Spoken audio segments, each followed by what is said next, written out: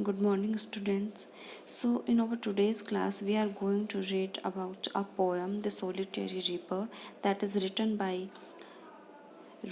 William Wordsworth, who is a romantic poet, and the poem is full of romantic imagery.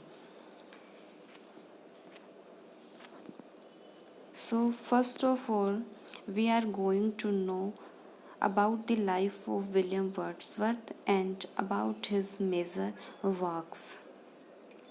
So, William Wordsworth was born at Cockermouth in Cumberland on April 7th, 1770.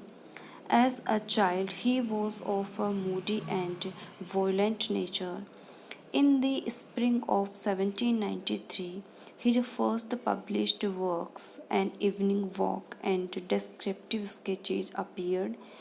So Wordsworth के जो सबसे पहले publish होने वाले works थे जो कि 1793 में पब्लिश हुए थे वो थे एन इवनिंग वॉक और डिस्क्रिप्टिव स्केचेस.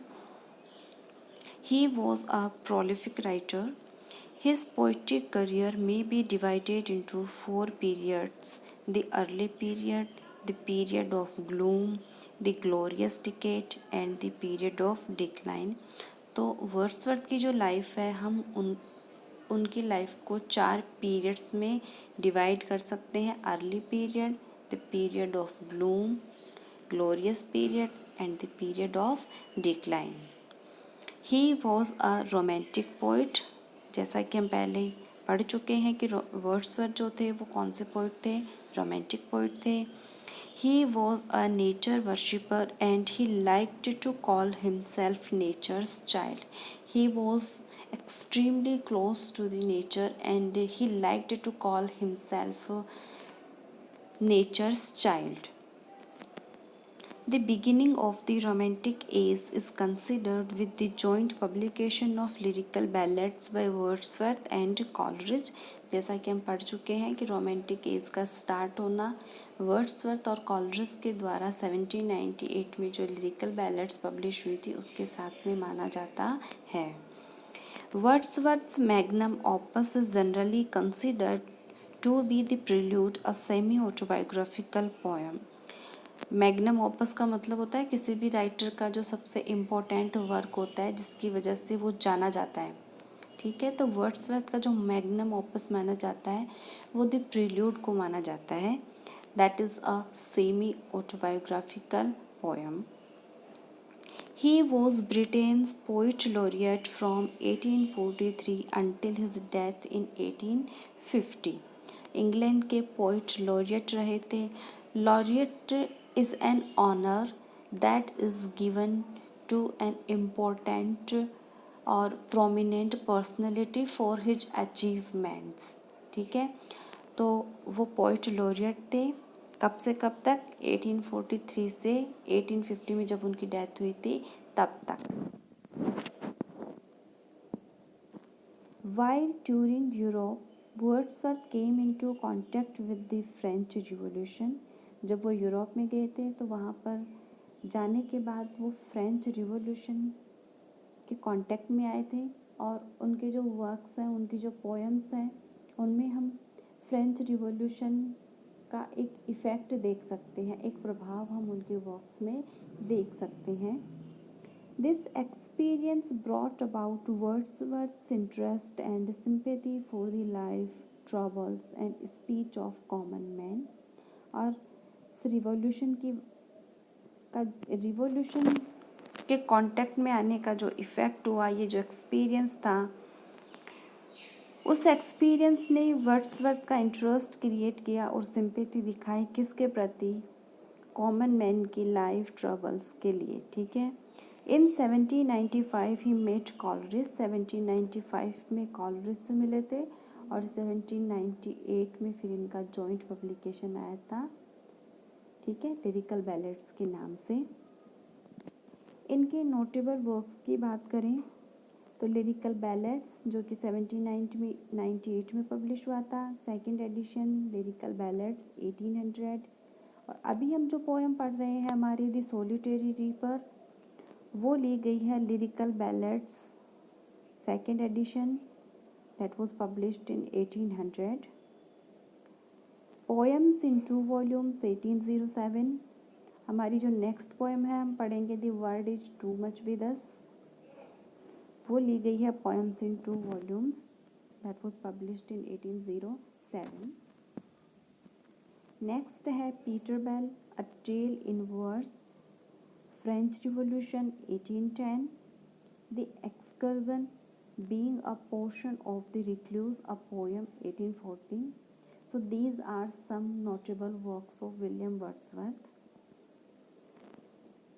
अब हम बात करते हैं वर्ड्सवर्थ के द्वारा दी गई पोइट्री की डेफिनेशन की. ठीक है, वर्ड्सवर्थ ने पोइट्री की डेफिनेशन दी थी. वर्ड्सवर्थ ने पोइट्री को डिफाइन किया था, या यूँ कह सकते हैं कि वर्ड्सवर्थ के लिए पोइट्री क्या थी. ठीक है, तो वर्ड्सवर्थ के लिए पोइट्री थी the spontaneous overflow of powerful emotions. Powerful emotions का जब ओवरफ्लो होता है, और वो भी किस तरह का, स्पॉन्टेनियस. ठीक है, एक सहज सरल निरंतर. ठीक है, एक सहज सरल और निरंतर जो ओवरफ्लो होता है, स्पॉन्टेनियस ओवरफ्लो होता है पावरफुल इमोशंस का, that is poetry for William Wordsworth. So what is poetry for William Wordsworth? For Wordsworth, poetry is spontaneous overflow of powerful emotions. ठीक है, अब हम एक बार हमारी जो पोएम है उसको रिसाइट कर लेते हैं.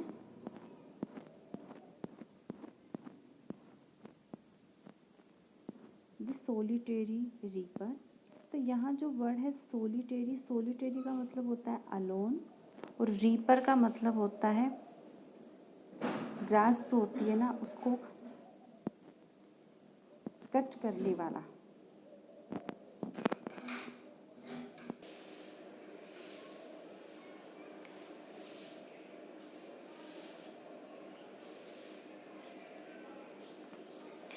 Behold her single in the field, yon solitary highland lass, reaping and singing by herself. Stop here or gently pass. Alone she cuts and binds the grain, alone and sings a melancholy strain. Oh, listen, for the vale profound is overflowing with the sound. No nightingale did ever chaunt more welcome notes to weary bands of travellers in some shady haunt. Among Arabian sands, a voice so thrilling never was heard, and in springtime from the cuckoo bird, breaking the silence of the seas among the farthest Hebrides. Will no one tell me what she sings? Perhaps the plaintive numbers flow for old, unhappy, far off things and battles long ago. Or is it some more humble lay, familiar matter of today? Some natural sorrow, loss, or pain that has been and may be again. Whatever the theme, the maiden sang as if her song could have no ending. I saw her singing at her work and over the sickle bending. I listened motionless and still, and as I mounted up the hill, the music in my heart I bore long after it was heard no more. तो ये है the solitary reaper जिसको हमने एक बार क्या किया है, recite किया है. अब हम पढ़ते हैं पोएम का इंट्रोडक्शन कि पोएम जो है वो क्या कहती है और किसके बारे में है. So about the poem. The poem is about a Highland girl who is reaping and singing alone in a field. एक Highland girl के बारे में है जो अकेली खेत में घास काट रही है, फसल काट रही है, और साथ ही साथ क्या कर रही है, गा भी रही है. पोइट वहाँ से गुजर रहे हैं, और पोइट जब उस हाईलैंड गर्ल को काटते हुए और गाते हुए सुनते हैं तो वो इमेजिन करते हैं कि गर्ल जो है वो जो गा रही है उस गाने की वो किस बारे में गा रही है. ठीक है, तो उसको वो समझने की कोशिश करते हैं कि ये जो है लड़की जो गा रही है और काट रही है फसल, ये किस बारे में गा रही है. और पोइट जो है वो एक तरह से इमेजिन करते हैं. ठीक है, स्पेकुलेट करते हैं, अंदाज़ा लगाते हैं, ठीक है, कि किस बारे में हो सकता है। हो सकता है इसके कोई पर्सनल सोरोज हों जिनके बारे में वो गीत में गा रही है। हो सकता है जो बहुत समय पहले बैटल्स लड़ी गई थी, जो युद्ध लड़े गए थे, ये उनके बारे में गा रही है। या फिर हो सकता है ये ऑर्डिनरी लाइफ के बारे में गा रही है। तो पोइट जो है वो शायद उस लैंग्वेज को समझने में अनेबल थे, ठीक है ना। तो वो जो लड़की जिस लैंग्वेज में गा रही थी, मे बी वो जो लैंग्वेज थी वो पोइट को समझ में नहीं आ रही थी कि वो लैंग्वेज कौन सी है, इसलिए सिर्फ वो अंदाज़ा लगाते हैं, ठीक है, कि ये किस बारे में गा रही है। पोइट को नहीं पता कि वो क्या गा रही है, किस बारे में गा रही है, लेकिन उसका जो गाना होता है वो इतना ज़्यादा एंचेंट कर देने वाला होता है कि वो एक तरह से रुक जाते हैं पोइट उसका गाना सुनकर, और वो जस्ट इमेजिन करते हैं कि उसकी जो थीम्स है उसके गाने की वो क्या हो सकती हैं, वो किस बारे में गा रही है, ठीक है। लेकिन गाना जो था वो एकदम मेलनकलिक मूड में था। मेलनकलिक मीन्स उदासी भरा था, ठीक है। और एटमॉस्फेयर जो था चारों तरफ का वो भी उस समय ऐसा लग रहा था, बिल्कुल मेलनकलिक लग रहा था, ठीक है। So the poet says that anyone who is passing by should either stop here or gently pass so as not to disturb her as she cuts and binds the grain. Poet कहते हैं कि कोई भी राहगीर passer by जो यहाँ से गुजर रहा है वो या तो रुक कर उसका गाना सुने या फिर चुपचाप वहाँ से चला जाए ताकि उस लड़की को डिस्टर्ब ना हो जो गा रही है और फसल को बांध रही है। She sings a melancholy strain and the valley overflows with a beautiful melancholic sound. ठीक है, तो वो melancholic strain गा रही है और वहाँ पर जो वैली है वो ओवरफ्लो हो रही है, किससे? With the beautiful melancholic sound. The sound is more welcome than any chant of the nightingale to weary travelers in the desert, and the cuckoo birds spring never sang with a voice so thrilling. The poet speculates that her song might be about old unhappy far off things and battles long ago, or that it might be humbler, a simple song about matter of today.